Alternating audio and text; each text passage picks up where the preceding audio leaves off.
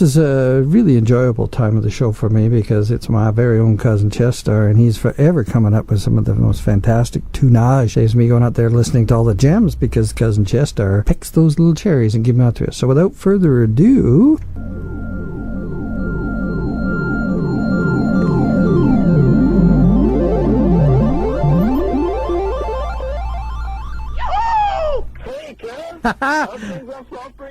Absolutely stunning, gorgeous day today. It was an unbelievable day. It was a beauty here in Vancouver as well, too. And man, what a great weekend. We had the Monster Truck Jam at BC Place. Ooh. Gotta love the smell of hot dogs, nachos and cheese, and fumes.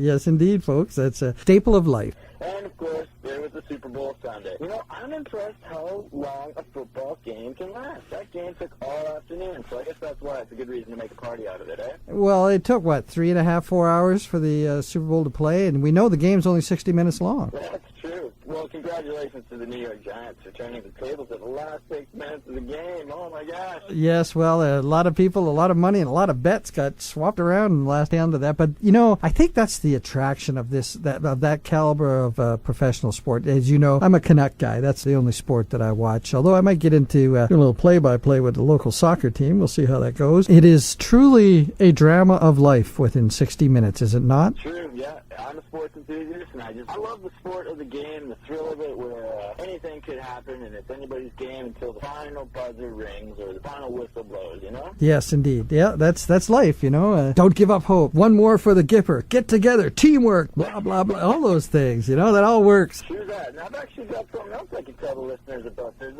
a pretty cool event happening down on Granville Island at the Performance Works. It's called Vinyl Vaudeville, and it's the turn of the century dinner cabaret. And it's got acrobat, flying high, comedic foolery, and after-show swinging dance soiree. There's both a dinner theater and general seating available, and this is happening February 10th, 11th, 14th, 16th, 17th, and 18th at 8 p.m., and then there's matinees on February 12th and 18th at 2 p.m. And if you go to vinylvaudeville.com and use the promotional code GiggleWater, you'll receive exclusive perks and discounts as well, too. So GiggleWater. Go check that out. Is that... I'm going to be there as well, too. The code word was GiggleWorks, and the performances are all in mid-February, right? The promotional code is GiggleWater. GiggleWater. Excellent. And the performancework.com is the website. No, it's vinylvaudeville.com, and the venue is the Performance Work. I see.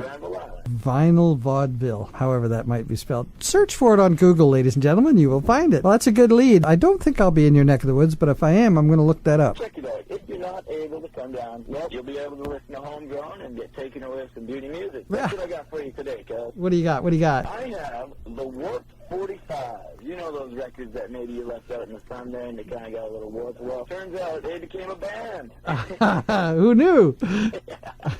Yeah, this band hails from Toronto, Ontario. They came together in 2007. Now, their music is often called unique within the roots rock genre. And the Warped45s, they write durable, earthy songs with superb vocals. You ever heard of a band from America called the Drive-By Truckers, Kev? I have indeed heard of the Drive-By Truckers. Well, I have too. They've been called Canada's Drive-By Truckers. So if you're familiar with them and you like the Drive-By Truckers, you're going to like the Warped45s as well, too. And if anybody out there, if you've never heard of them, well, here's a tasty sample of what you could be missing out on. So the Warped45s have an album that came out May 31st, 2011 called Matador Sunset. And the song I'm playing for you today is the first single off that very album. So here's a little history lesson from the Warped45s with Grampa Carl on CFSI 107.9 or online at cfsi-fm.com.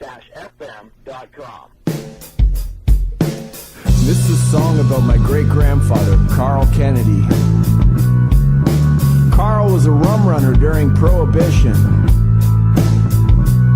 You see, Prohibition officially began on January 16th, 1920, when the Volstead Act passed through Congress to enforce the 18th Amendment. One reporter was quoted as saying that the U.S. would be as dry as the Mississippi mudflats at low tide. And boy, was he wrong. Oh, Carl made his money fast playing faro and five-card draw. And he soaked all of those winnings into demon alcohol. They say Al Capone made $100 million each and every year, selling bootleg Canadian whiskey and his own log cabin beer. Even Carl had 2 brand new Buicks the boys back home could only adore. And by 23 he had a house as big as Henry Ford's.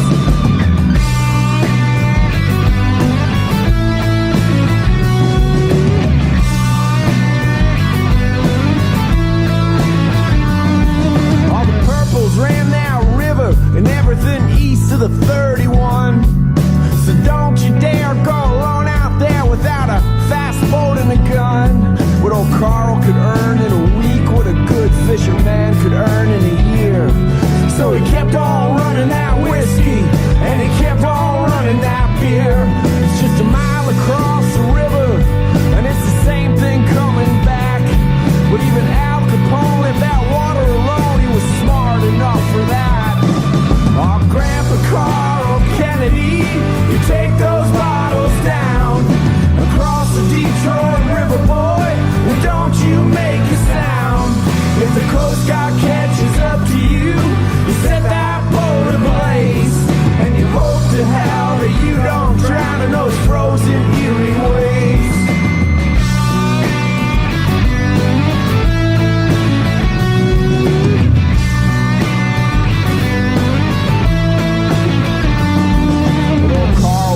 Providing a service, he was not hurting anyone. Gracie T would disagree as she lied awake alone and listened to the speedboats and the bullets and the lies, and dreamed of Hastings County and that simple country life. So when Carl lost it all in one big deal that went mean, they went back to Hastings County where the rivers washed you clean.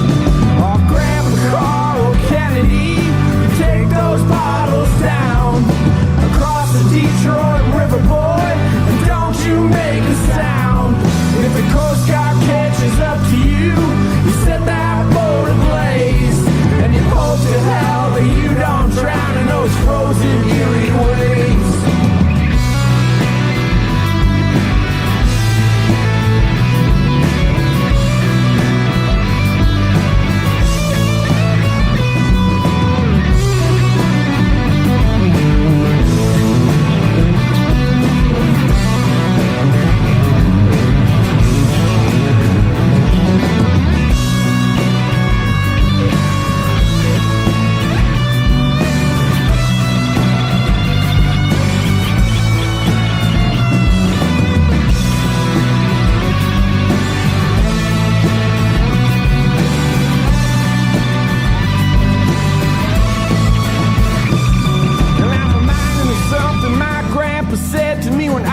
Just a kid. He said just because someone says something's wrong doesn't mean that it always is. Cause they buried old Carl's body in 1963 in the holy yard of the Carlo Township's United Presbyterian Cemetery.